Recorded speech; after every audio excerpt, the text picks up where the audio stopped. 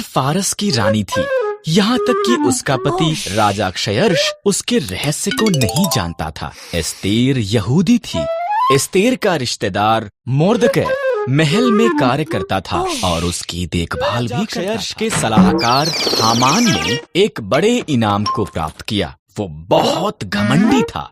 Mordecai के सिवा हर कोई उसके आगे सिर झुकाते थे। हामान अपमानित हुआ। उसने मोर्दकै और सभी यहूदियों को मारने की प्रतिज्ञा की।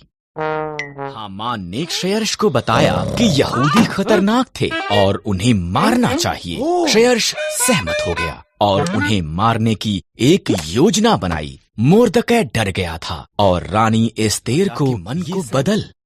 मोर्दकै ने कहा, अगर मैं उसके निमंत्रण के बिना जाऊं तो वो मुझे भी मार देगा। एस्तेर ने जवाब दिया, शायद तो इसी पल के लिए रानी बनाई गई थी। मोर्दकै एस्तेर साहस के साथ ये प्रयास करने के लिए सहमत हुई। वो सिंहासन के कमरे में गई। राजा क्षयर्ष उसकी सुंदरता से चकित हुआ और उसे अंदर निमंत्रण दिया। क्या हम हामान के साथ रात का खाना खा सकते हैं? उसने पूछा।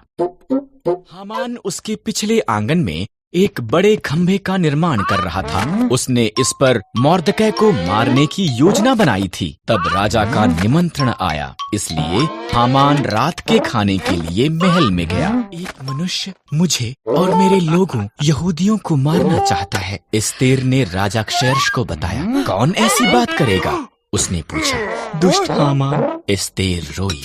हामान, सिपाहियों, उसे मार। हामान उसी खंभे पर टांग दिया गया जो उसने मोर्दकै के लिए निर्माण किया था। एस्तेर के कारण यहूदी बचाए गए थे। उन्होंने एक बड़ा त्योहार मनाया जिसका वो आज तक भी जश्न मनाते हैं।